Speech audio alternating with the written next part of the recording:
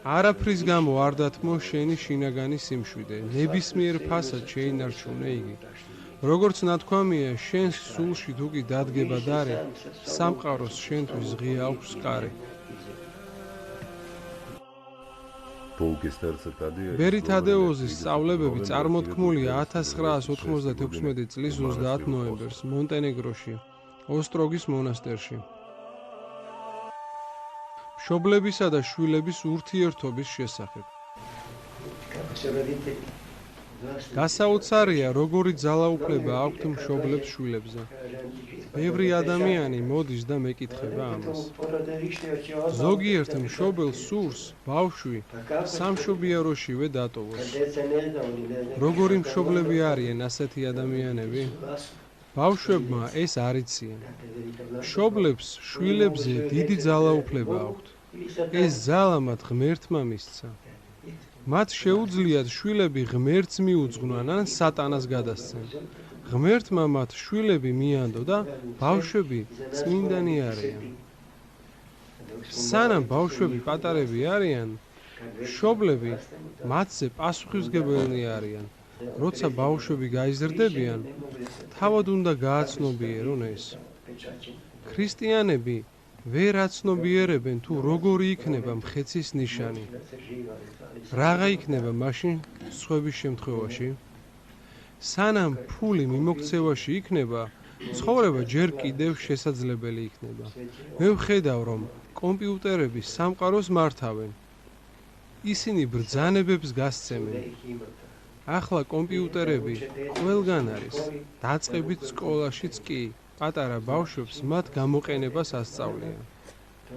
თუ ბავშვებს ამას პატარა ასაკიდან ასწავლენ. ქრისტიანული ცხოვრების სრულყოფილების შესახებ სრული თავდნაბლობა. ბევრი არ ფიქრობს, რას ნიშნავს სრულყოფილება. წმინდა მამათა ნაწერებში ნათქვამია, რომ ქრისტიანული ცხოვრების სრულყოფილება სრული თავმდაბლობაა. სრულყოფილება არ ნიშნავს მკვდრების აღდგენას, სხვადასხვა სასწაულის მოხდენას, ავადმყოფების განკურნებას ან რწმენის განსაკუთრებული ძალის ფლობას. წმინდა მამები ამბობენ, რომ რასაც რწმენით ითხოვთ, უფალი შეგეწევათ, მაგრამ სრულყოფილება სრული თავმდაბლობაა. ქრისტიანულ ცხოვრებაში მომხდარი მრავალი ამბავი წმინდა მამებმა აღწერეს. დედას ერთადერთი ვაჟი ჰყავდა. ის მისი ერთადერთი იმედი იყო. ქალი ძალიან ღარიბად ცხოვრობდა. ვაჟი ავად გახდა და გარდაიცვალა. დედა მწუხარებისგან სასოწარკვეთილი იყო და ქუჩაში გავიდა. იქ საროსკიპოდან მომავალი ქალი მიდიოდა. დედა მას ჩაეჭიდა და სთხოვა, მისი ვაჟი გაეცოცხლებინა. დედა გონზე აღარ იყო. ქალს ხელს არ უშვებდა და გამუდმებით ეუბნებოდა, გააცოცხლე ჩემი შვილი. ქალი მუხლებზე დაეცა და თქვა, უფალო, შენ იცი, საიდან მოვდივარ და როგორი ცხოვრებით ვცხოვრობ. შენ ხარ სიყვარული და ყოველი სულის ნუგეში. ხედავ, ეს ქალი სავსეა მწუხარებით. მან ერთადერთი იმედი დაკარგა. უფალო, გააცოცხლე მისი ვაჟი. გააკეთე ის მის გამო, რადგან შენ თავად ხარ სიყვარული. და უფალმა ვაჟი გააცოცხლა. ის ქალი მეძავი იყო, მაგრამ ეს მაინც მოხდა. მას რწმენა ჰქონდა. რასაც რწმენით ითხოვ, უფალი აღასრულებს. ამიტომ მისდევდნენ წმინდა მამები უფალს. სრულყოფილება სრული თავმდაბლობაა. თავმდაბლობა მორჩილებასთან არის დაკავშირებული. ვინც თავმდაბალია, ის მორჩილიცაა. ხოლო ვინც მორჩილია, ის თავმდაბალიცაა. თავმდაბლობის მოპოვება ადვილი არ არის. მთელი ცხოვრების განმავლობაში ბევრი ტანჯვა და სირთულე უნდა გადავიტანოთ. ბოროტი სულიერი ძალების მცდელობების შესახებ, რომლებიც ოჯახში მშვიდობის დარღვევას ცდილობენ. მონასტერში და არა მხოლოდ მონასტერში, არამედ ყველა ოჯახში, სადაც უფალს ემსახურებიან, მტერი ყველანაირად ცდილობს მშვიდობის დარღვევას. ადამიანებმა არ იციან სინამდვილეში რა ხდება. გარეგნულად ისეთი არაფერი ჩანს, რაც მათ ამის გაგებაში დაეხმარებათ. ყველაფერი აზრების დონეზე ხდება. ეს უსიამოვნო გრძნობებს განსაკუთრებით ოჯახის უფროსში იწვევს. იგი უკმაყოფილოა თავისი მდგომარეობით და ამის გამო სახლში ყველას ჯოჯოხეთური ცხოვრება აქვს. მათ აღარ აქვთ სიმშვიდე და მყუდროება. თუ ოჯახში ან მონასტერში ერთი ადამიანიც კი უკმაყოფილოა თავისი მდგომარეობით, ის თავისი უარყოფითი აზრებით ყველაზე მოქმედებს. ეს გავლენა ძალიან ძლიერია და მისი შემჩნევა შესაძლებელია. როდესაც ადამიანს მხოლოდ გარეგნულად ვუყურებთ, ვერ ვიგებთ მის შინაგან მდგომარეობას.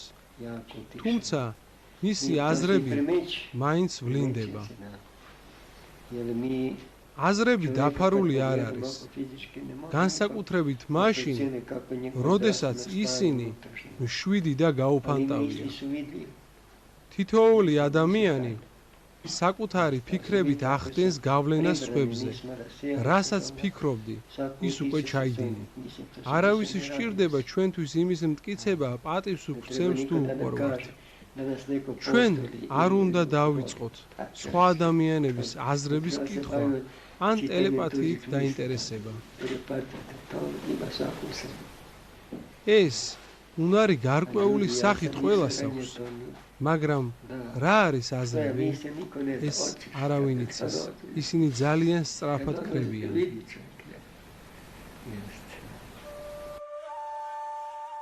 ურჩობისა და ეჭვიანობის შესახებ. მაგალითად, იყო ერთი ძალიან მორწმუნე გოგონა. აღარ მახსოვს, რა სწავლობდა. მას შეუყვარდა თეოლოგიის სტუდენტი. მისი მამა უცხოეთში იყო დაბადებული და იქ ცხოვრობდა. რა თქმა უნდა, მას დაქორწინება არ სურდა. ბერობა და ეპისკოპოსობა უნდა. რატომ უნდა გამხდარიყო მხოლოდ მღვდელი? უეცრად ეს აზრი ძალიან მოეწონა.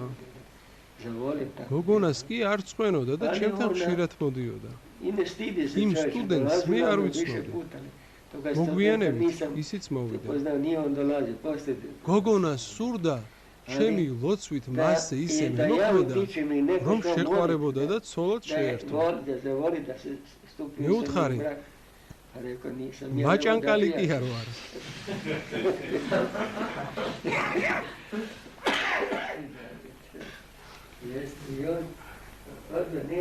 შემდეგ მან სხვა კაცი იპოვა. ცოტა ხნის წინ ორივე ჩემთან მოვიდა. ქალი ქმარზე ძალიან ეჭვიანობდა. ქმარი ძალიან იტანჯებოდა. მე ვუთხარი, გახსოვს ადრე როგორი იყავი? ღმერთმა კარგი ქმარი მოგცა. რატომ არ აძლევ მას მშვიდად ცხოვრების საშუალებას? ეშმაკს შურისძიების სხვა გზა არ აქვს. მორწმუნე რომ არ ყოფილიყავი, თავს ეჭვიანობის აზრებით არ აგივსებდა. მაგრამ რადგან მორწმუნე ხარ, სწორედ ამ გზით გაწამებს. იგი ძლივს მოვიდა გონზე. ქმარს საერთოდ არ ჰქონდა სიმშვიდე და ვერსად მიდიოდა თავისუფლად. ასეთია ცხოვრება. ეშმაკი ადამიანს აზრების საშუალებით აწამებს. ასე ხდება ყველგან.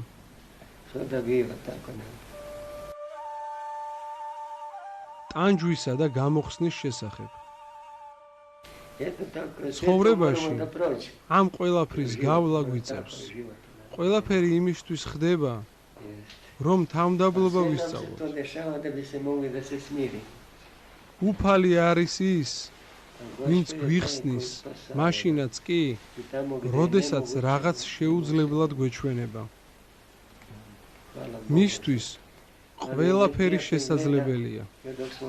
მადლობა ღმერთს, მაგრამ მტერს სურს ბავშვობაში მშობლების ურჩები ვიყოთ. მოგვიანებით კი სულიერი მამების.